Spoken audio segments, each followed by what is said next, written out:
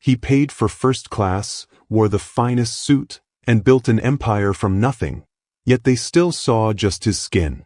What began as a simple flight turned into public humiliation.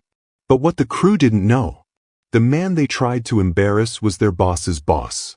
And in just 30 minutes, someone was getting fired. Welcome to the channel. Drop a comment telling us where you're watching from, and don't forget to subscribe. You won't want to miss what happens next in this powerful story.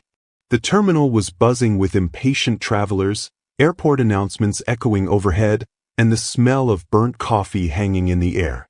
Yet, in the middle of all the chaos, Derek Okoye stood tall, silent, composed, and dressed in a crisp navy blue suit that clung perfectly to his broad frame. His watch gleamed under the fluorescent lights, an elegant timepiece that had once belonged to his late father. As he stepped into the first-class boarding lane, a sense of pride flickered in his chest, not from arrogance, but survival. Years of grinding. Years of being overlooked, misjudged, and dismissed. This was no gift. He had earned every step he now took. But even before he could hand over his boarding pass, the flight attendant's eyes narrowed on him. She was blonde, mid-30s, and wore a forced smile that quickly vanished.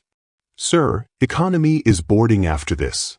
This lane is for first class only," she said flatly, her eyes flicking briefly toward the man behind him in a blazer and loafers. Derek extended his boarding pass, holding her gaze, calm but unwavering. "I am in first class." She hesitated, looked again at the ticket, then back at his face, clearly searching for a mistake. "Are you sure this isn't someone else's? Or maybe you booked Comfort Plus. Sometimes people mix them up." There was the assumption. The kind that wasn't spoken outright but screamed loud enough to make your blood boil. Behind him, a few murmurs rose. Someone cleared their throat awkwardly. A middle-aged couple in matching polos exchanged a knowing look. Derek glanced at them briefly, then returned to the woman, whose name tag read Amanda. He leaned forward slightly, his voice lower. "Would you like to scan it?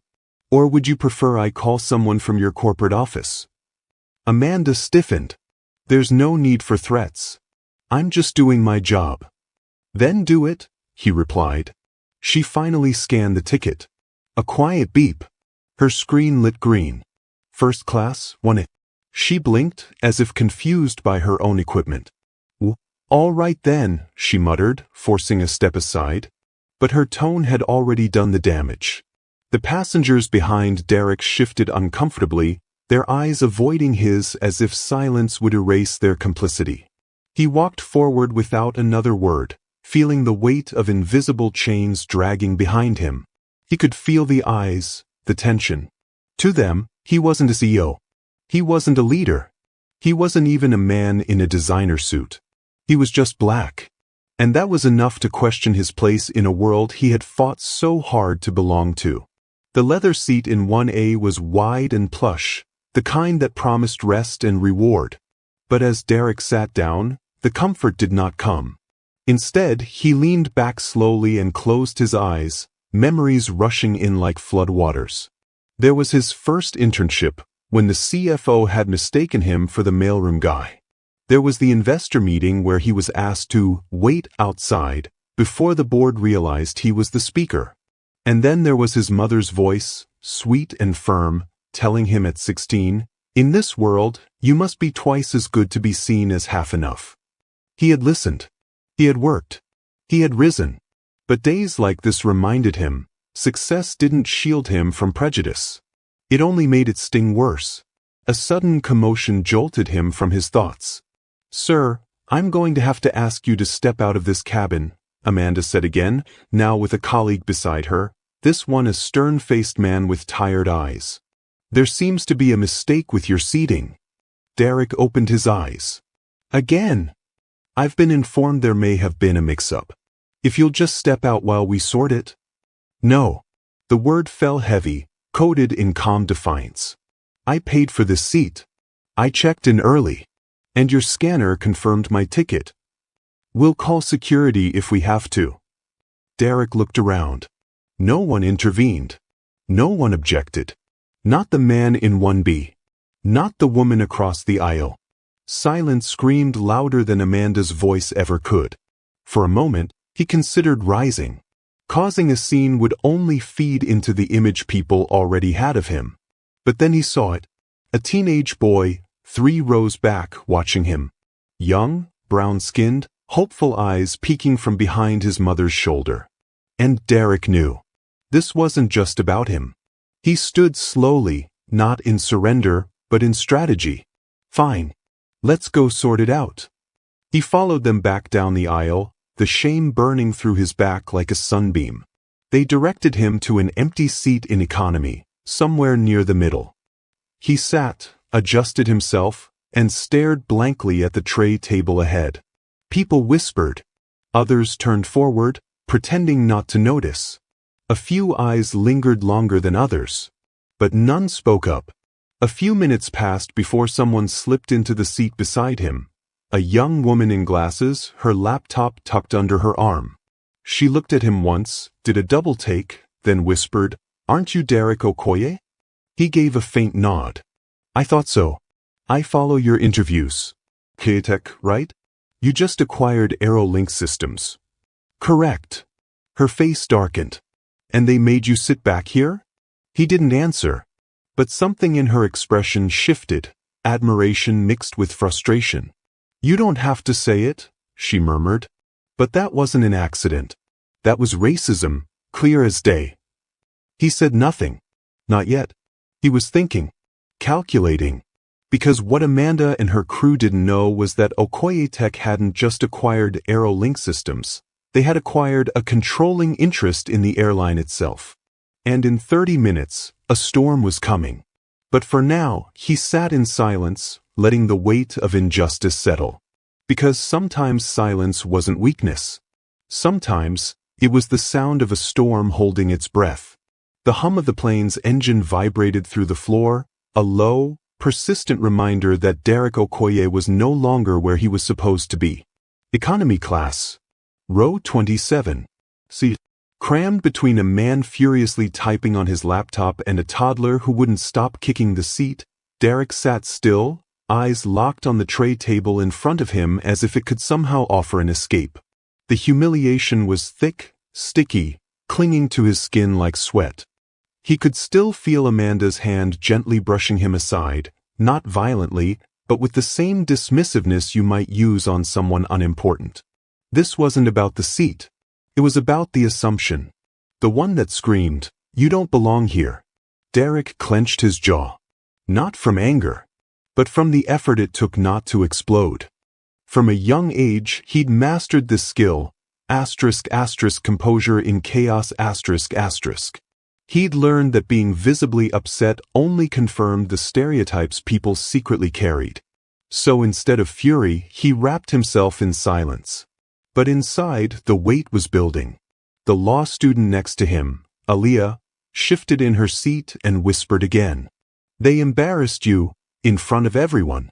That wasn't just wrong, it was disgusting. Derek glanced at her.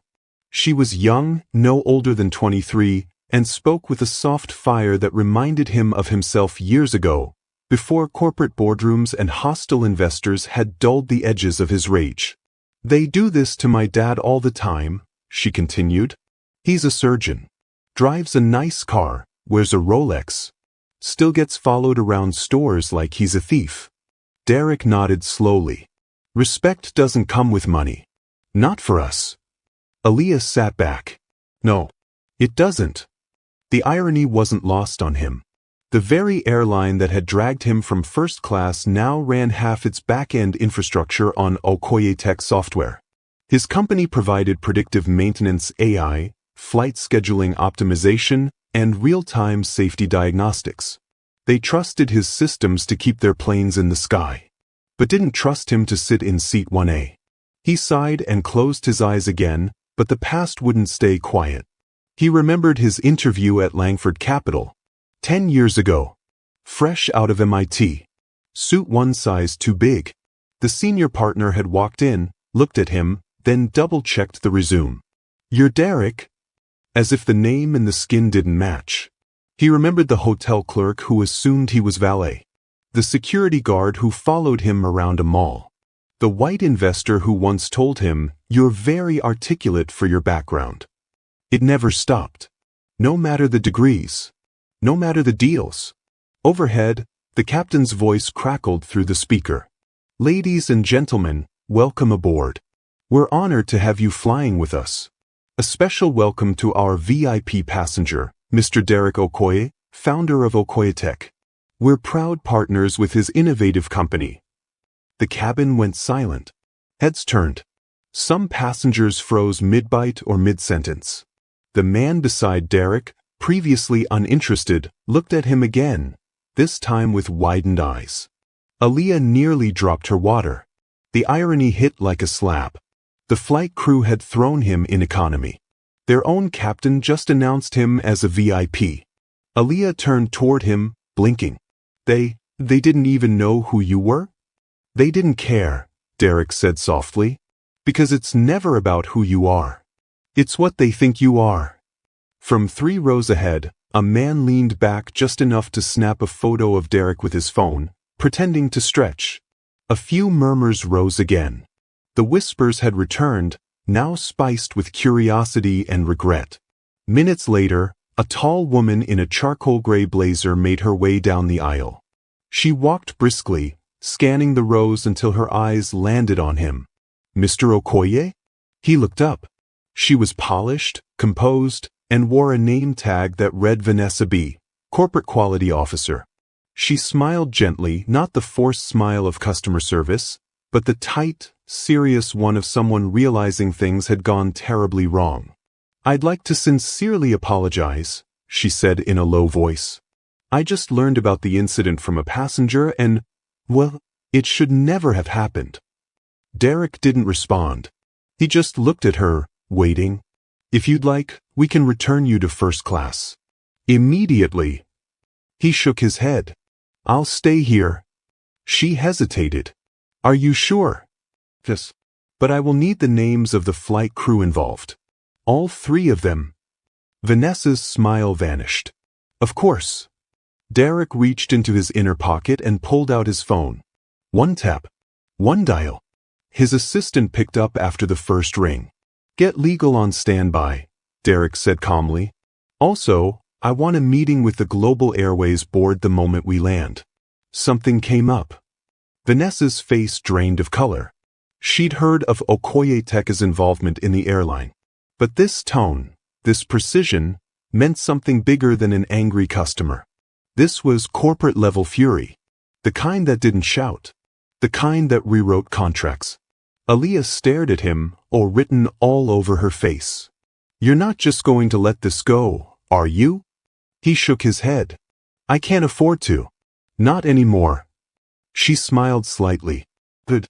Because people like Amanda need to understand actions have consequences." Derek sat back, watching the clouds drift past the window. His mind wasn't on revenge. It was on impact. He'd let too many things slide in the past. Today, something would change. The plane cruised at 35,000 feet, but the tension inside felt far heavier than the aircraft's weight.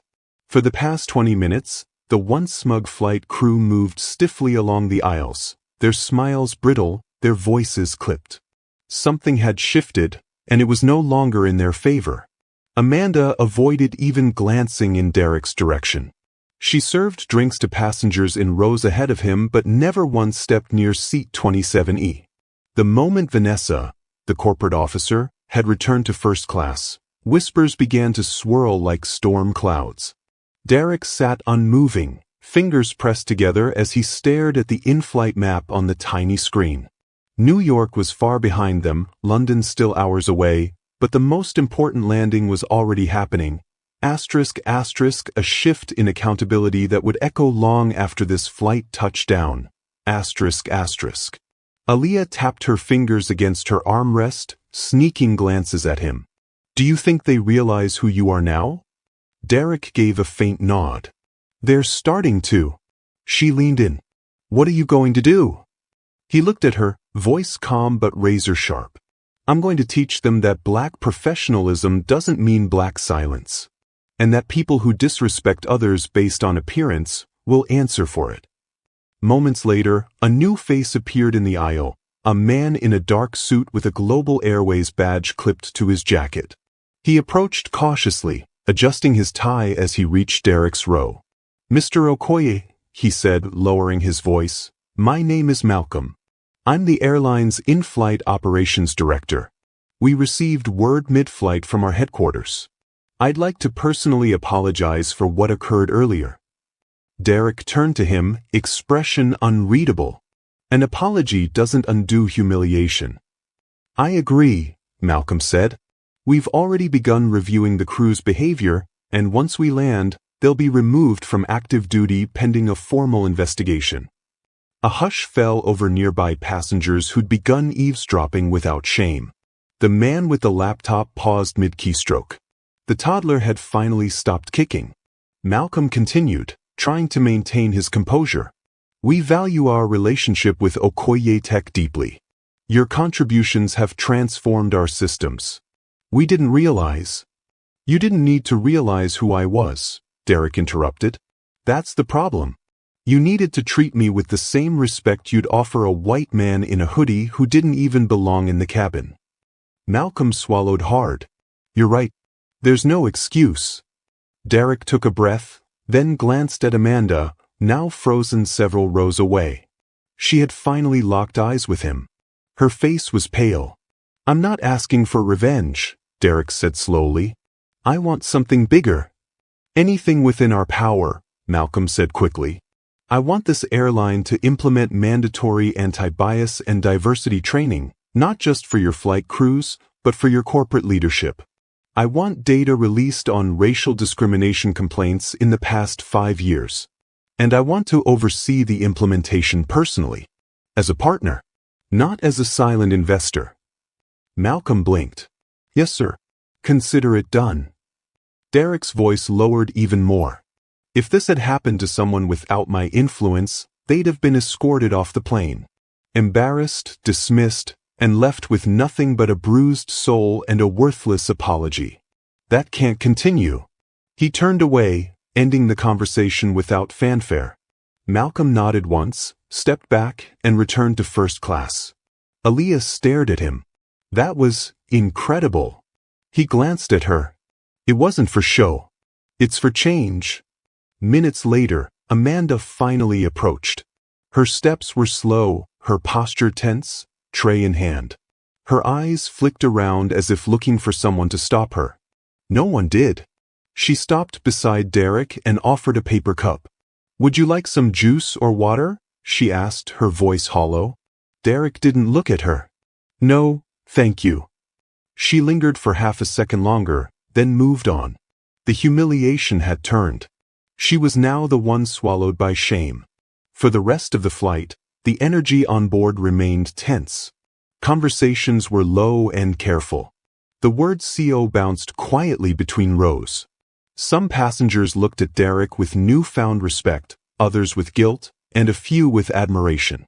But for Derek, the moment wasn't about vindication. It was a mirror to the world, one that showed how deeply prejudice ran, even when wrapped in politeness and smiles. He leaned back, finally relaxing for the first time since boarding. Aaliyah asked softly, "Has this happened to you before?" He nodded. "More times than I can count, but never again like this." The intercom crackled. "Cabin crew, prepare for landing." London awaited. But what awaited the crew was something far greater. Consequences. And what awaited Global Airways was a reckoning it couldn't ignore. The storm had arrived. And the man in seat 27E was no longer invisible. The wheels touched down on the London runway with a soft thud, but for Derek Okoye, the real landing had yet to come. As the aircraft slowed, preparing to taxi, the whispers among the passengers had grown into murmurs of curiosity and quiet speculation. People had watched the story unfold in real time. They saw him wrongly removed, then humbly sit in economy. Then they saw the corporate officials arrive. And they felt the shift in power, unspoken but undeniable. Aaliyah leaned over, whispering, "You good?" Derek gave a faint nod. Better than I was when we took off. But he wasn't smiling. Not yet. The pilot's voice crackled overhead, unusually measured. Ladies and gentlemen, we've arrived in London. Please remain seated as we taxi to the gate. We'd like to extend our appreciation to all passengers and offer a special thank you to Mr. Derek Okoye for flying with us today. A few passengers applauded lightly. Some turned to look. A few nodded in respect. But Derek didn't move. His hands rested on his lap, steady. His mind was already 5 steps ahead. As the plane pulled into position, Derek caught a glimpse through the window. Airport staff waiting by the jet bridge, dressed not just in uniforms but tailored suits. Executives. And behind them, 3 familiar flight attendants, including Amanda, stood in a quiet line to the side. The seatbelt sign dinged off. Passengers scrambled for overhead bins, luggage clattered, and rows filled with the usual sound of return, impatience, relief, and stretched limbs. Derek remained seated, still watching. Mr. Okoye, Vanessa, the corporate officer, appeared again. Security and airport management are here. They'd like to escort you out first. Privately. I'll walk out like everyone else, Derek said. Let the world see the difference. Vanessa hesitated, then stepped aside respectfully. Row by row, passengers shuffled out. Many turned to him before leaving. A few simply nodded. Others mouthed thank you. A couple reached out to quietly say I'm sorry.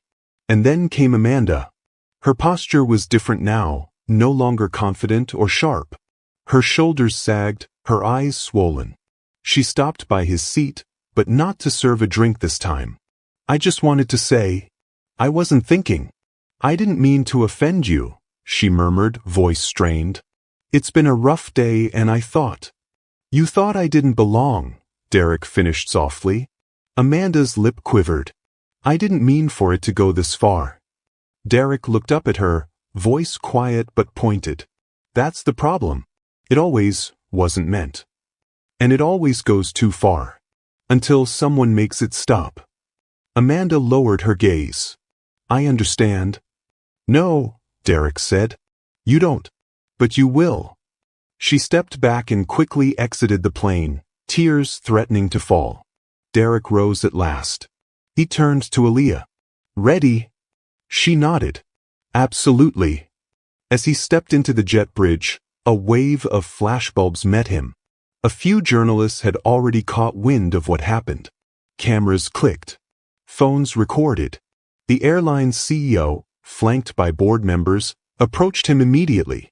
Mr. Okoye, the CEO said, reaching out. I want to personally apologize for. Derek didn't take the hand. He raised his own gently, signaling silence.